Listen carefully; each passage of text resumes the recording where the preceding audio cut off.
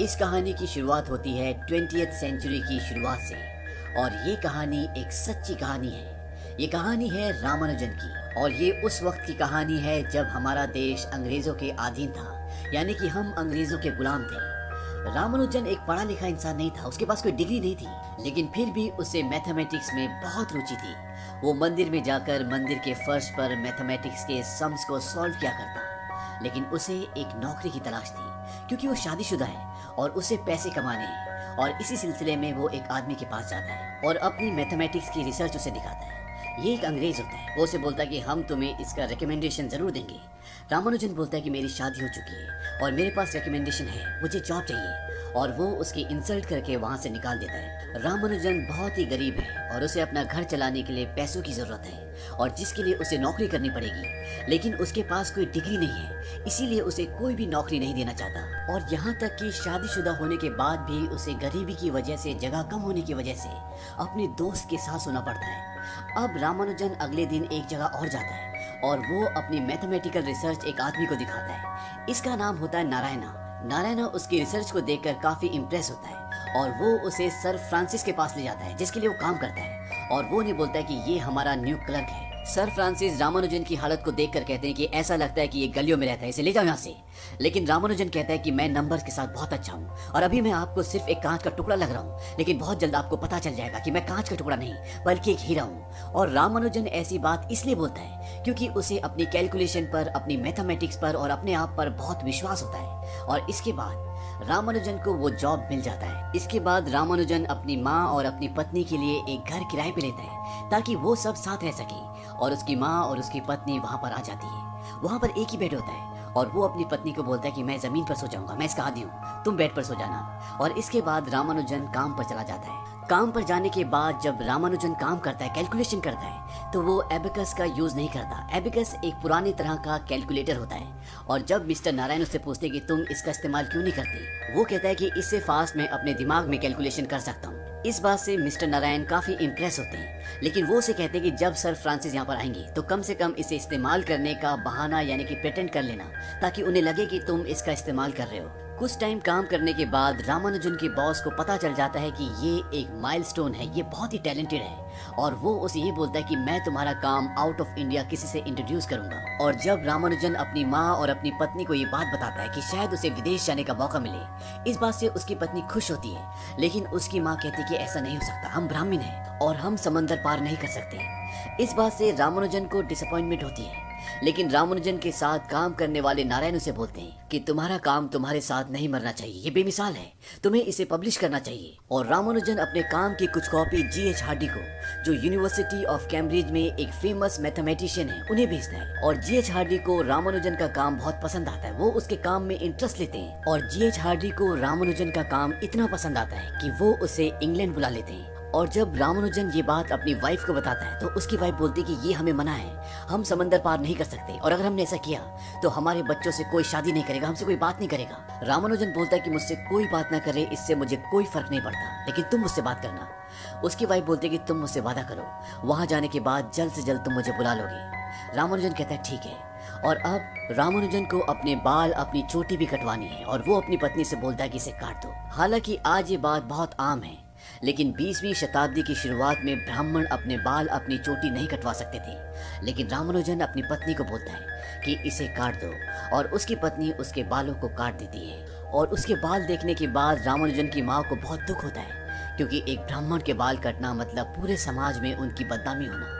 लेकिन फिर भी उसकी माँ उसका साथ देती है। और जब रामानुजन इंग्लैंड जा रहा होता है तो उसकी माँ उससे बोलती कि कभी भी अपनी प्रार्थनाओं को मत भूलना और अपने खाने को अशुद्ध मत करना, यानी कि किसी भी तरह का नॉनवेज मत खाना। और इसके बाद रामानुजन अपनी पत्नी और अपनी माँ से अलविदा कहता है। और अब रामानुजन हिंदुस्तान के एक शहर मद्रास से इंग्लैंड की इतनी बड़ी यूनिवर्सिटी यानी कि यूनिवर्सिटी ऑफ कैम्ब्रिज तक पहुंच चुका है, जहां पर इस दुनिया का हर एक स्टूडियस बच्चा पढ़ना चाहता है। कैम्ब्रिज यूनिवर्सिटी में G.H. हार्डी के रामानुजन को बुलाने के इस फैसले में उनके साथ का कोई भी लेक्चरर, प्रोफेसर उनके साथ नहीं होता।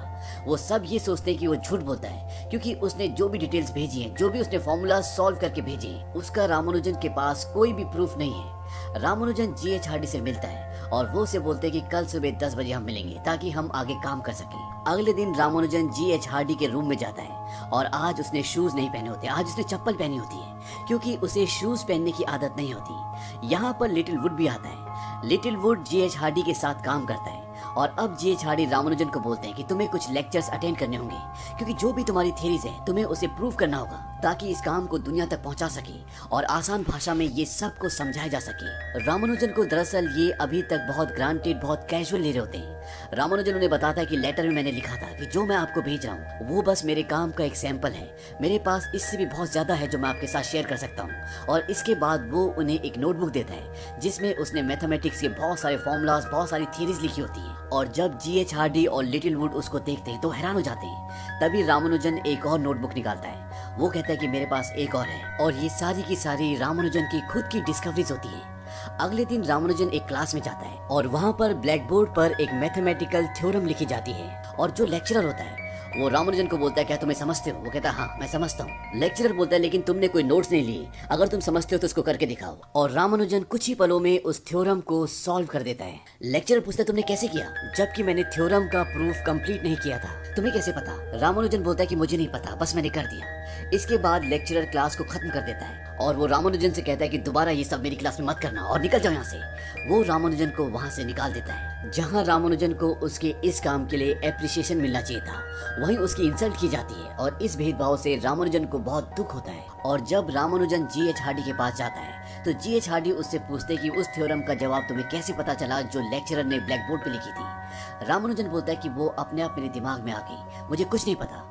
रामानुजन बोलता है कि मुझे समझ नहीं आता कि हम प्रूफ ढूंढने के लिए अपना टाइम वेस्ट क्यों कर रहे हैं, मेरे पास फॉर्मूलाज हैं। G.H. हार्डी बोलते हैं कि मैं तुम्हारे सारे काम को देख सकता हूँ और मुझे उसकी वैल्यू पता है, लेकिन उसे समझने के लिए और समझाने के लिए हमें प्रूफ की जरूरत है। इसके बाद G.H. हार्डी उसे बाहर ले जाते हैं और वहाँ पर न्यूटन की एक किताब होती है और वो उसे समझाते हैं कि न्यूटन की किताब हमारा मार्गदर्शन करती है क्योंकि इस किताब में लिखी हुई हर एक चीज का प्रूफ है, वो डिटेल में है, जबकि तुम्हारी किताबों का कोई डिटेल नहीं है, उसका कोई प्रूफ नहीं है। और जो भी तुमने डिस्कवरीज की है हमें इसका प्रूफ चाहिए, इसकी डिटेल्स चाहिए। और अगर तुमने उनकी डिटेल्स लिख ली तो मुझे विश्वास है कि एक दिन तुम्हारी किताबें भी इसी जगह पर रखी जाएंगी। दरअसल प्रूफ का मतलब ये होता है जैसे रामानुजन ने कोई थ्योरम को सुलझाया तो उसे हर एक चीज का स्टेटमेंट देना पड़ेगा कि ये जो उसने किया है वो ऐसा क्यों किया और उसके पीछे रीजन क्या है, और ये सारी रीजनिंग बहुत ही ऑथेंटिक होनी चाहिए। तभी रामानुजन के काम को दुनिया और मैथमेटिशियन एक्सेप्ट करेंगे क्योंकि रामानुजन तो उस सब को कर सकता है जो उसने किया है, लेकिन दूसरे तभी कर सकते हैं जब हर एक चीज का प्रॉपर प्रूफ होगा। और G.H. हार्डी की बात रामानुजन को समझ में आ जाती है और इसके बाद वो अपने काम में जुट जाता है और वो कुछ थ्योरम्स के प्रूफ भी लेकर आता है, लेकिन उसमें कुछ गलतियां होती हैं। मिस्टर हार्डी उसकी हेल्प करते हैं, जिसके बाद रामानुजन की पहली मैथमेटिकल डिस्कवरी पब्लिश होती है और उसकी फोटो, उसका नाम न्यूज़पेपर में भी आता है और ये बात इंडिया तक पहुंच जाती है, जिससे रामानुजन की पत्नी को और उसकी माँ को बहुत खुशी होती है। अब सब कुछ सही चल रहा होता है तभी इंग्लैंड में जंग शुरू हो जाती है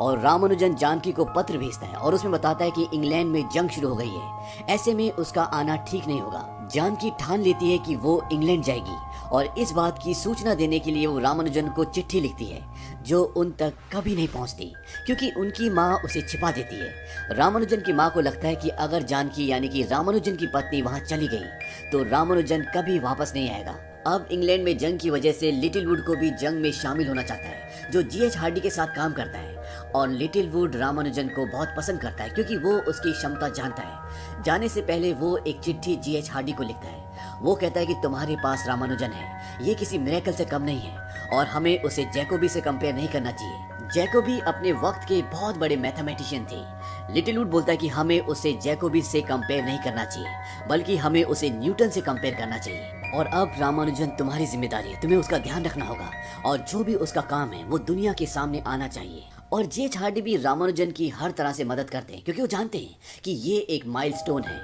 और ये मैथमेटिक्स की सारी हदों को पार कर सकता है। लेकिन जंग के माहौल में रामानुजन के साथ अच्छा व्यवहार नहीं होता, उसे लोकल पुलिस द्वारा मारा भी जाता है, लेकिन रामानुजन फिर भी इस माहौल में अपने काम को करता रहता है। धीरे धीरे रामानुजन की तबीयत खराब होना शुरू हो जाती है और जब वो डॉक्टर से अपना चेकअप करवाता है तो डॉक्टर उसे बताता है कि तुम्हें ट्यूबरक्लोसिस है, लेकिन रामानुजन ये बात G.H. हार्डी को नहीं बताता। साथ ही साथ G.H. हार्डी ने रामानुजन के लिए रॉयल सोसाइटी में मेंबर बनने के लिए जो अपील की थी वो भी खारिज हो जाती है। रामानुजन चारों तरफ से परेशानियों से घिर चुका है, उसकी तबीयत खराब है, उसकी अर्जी को खारिज कर दिया गया है और उसकी पत्नी का उससे कोई संपर्क नहीं है। इन सब बातों से वो बहुत फ्रस्ट्रेट हो जाता है और वो रेलवे स्टेशन पर जाकर ट्रेन के आगे कूद जाता है। लेकिन इससे पहले कि वो ट्रेन के नीचे आता, ट्रेन कंडक्टर उसे देख लेता है और वो ट्रेन रोक देता है। इसके बाद रामानुजन को हॉस्पिटल ले जाया जाता है और वहाँ पर G.H. हार्डी भी आते हैं और अब G.H. हार्डी को पता चल जाता है कि रामानुजन को ट्यूबरक्लोसिस है और वो ज्यादा दिन तक जिंदा नहीं बचेगा। Doctor G.H. हार्डी को बताते हैं कि रामानुजन को अब कोई बचा सकता है तो सिर्फ प्रेयर्स, इसके अलावा इसका कोई इलाज नहीं है। वहीं G.H. हार्डी को ये बिल्कुल नहीं पता होता कि रामानुजन की जिंदगी में इतनी सारी मुसीबतें चल रही हैं। वो उसे कहता है कि अगर तुमने मुझे पहले बताया होता तो मैं शायद कुछ मदद कर पाता। रामानुजन को वो ये भी बोलते हैं कि मैं एक अच्छा दोस्त नहीं हूँ, मैं कभी भी नहीं था, मेरी जिंदगी सिर्फ मैथमेटिक्स है, इसके अलावा कुछ भी नहीं। इसके बाद रामानुजन G.H. हार्डी को बोलता है कि आपको पता है कि मुझे मैथमेटिक्स के नए नए आइडियाज कहाँ से मिलते हैं। वो कहते हैं हाँ। रामानुजन कहते हैं मेरे ईश्वर नामागिरी वो मुझसे बात करते हैं, जब मैं सोता हूँ, जब मैं जागता हूँ, जब मैं प्रे करता हूँ, वो सारे फॉर्मूलाज मेरे दिमाग में डाल देते हैं। क्या आप मुझ पे विश्वास करते हो? G.H. हार्डी बोलते हैं कि मैं गॉड पर विश्वास नहीं करता, मैं ऐसी किसी चीज पर विश्वास नहीं करता जिसे मैं प्रूव ना कर पाऊँ, लेकिन मुझे तुम पर विश्वास है। रामानुजन उन्हें थैंक्स बोलता है और वो कहता है कि मैं जल्द से जल्द उस काम को खत्म करना चाहता हूँ जो मैंने शुरू किया है और उसके बाद मैं अपने देश, अपने घर वापस जाना चाहता हूँ। आप मुझसे वादा कीजिए, चाहे मैं कहीं भी मरूं, आप मुझे वापस मेरे घर लेकर जाएंगे। G.H. हार्डी बोलते हैं कि तुम इतनी जल्दी मरने वाले नहीं हो। रामानुजन बीमार है, कमजोर है, फिर भी वो पार्टीशन थ्योरी ऑफ नंबर्स के प्रूफ्स पर काम करता है और वो अपने काम को कंप्लीट कर लेता है और उसका काम देखकर कैम्ब्रिज यूनिवर्सिटी के बड़े से बड़े मैथमेटिशियन, बड़े से बड़े लेक्चरर सबके होश उड़ जाते हैं, क्योंकि रामानुजन का काम बेमिसाल होता है और किसी को यकीन भी नहीं था कि वो इस काम को पूरा कर सकता है। और अब G.H. हार्डी एक बार फिर से चाहते हैं कि रामानुजन को रॉयल सोसाइटी की फेलोशिप मिले और इस बार उसे फेलोशिप मिल जाती है। हालांकि कई लोग अभी भी होते हैं जो नहीं चाहते कि रामानुजन को ये फेलोशिप मिले क्योंकि वो एक इंडियन है, लेकिन G.H. हार्डी के प्रयासों से उसे ये सम्मान मिलता है जो कि उसके लिए अपनी जिंदगी की बहुत बड़ी अचीवमेंट होती है और इसके लिए रामानुजन को वहाँ पर बहुत सम्मान दिया जाता है और ये सम्मान उन लोगों के द्वारा दिया जाता है जो अपने अपने क्षेत्र में बहुत बड़े बड़े दिग्गज होते हैं। और इसके बाद रामानुजन G.H. हार्डी को अलविदा कहता है क्योंकि वो अपने देश आना चाहता है। G.H. हार्डी को इस बात का बहुत दुख होता है क्योंकि वो नहीं चाहते कि रामानुजन जाए, वो चाहते कि वो उनके साथ काम करे, लेकिन उसे अपने परिवार के पास जाना है। इसीलिए रामानुजन इंडिया अपने देश वापस आ जाता है और वापस आने के बाद वो बीमारी से नहीं जीत पाता और 1 साल के अंदर उसकी मृत्यु हो जाती है।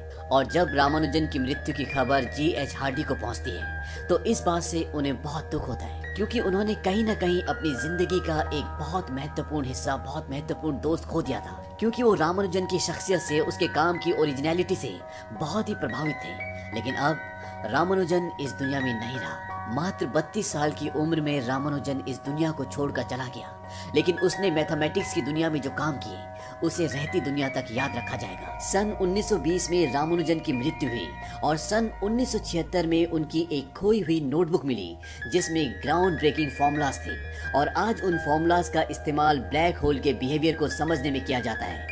ये फॉर्मूलाज उन्होंने अपनी जिंदगी के आखिरी साल में बनाए थे। रामानुजन और G.H. हार्डी ने 5 सालों तक एक साथ काम किया और इन्होंने जो काम किया उसे जिंदगी में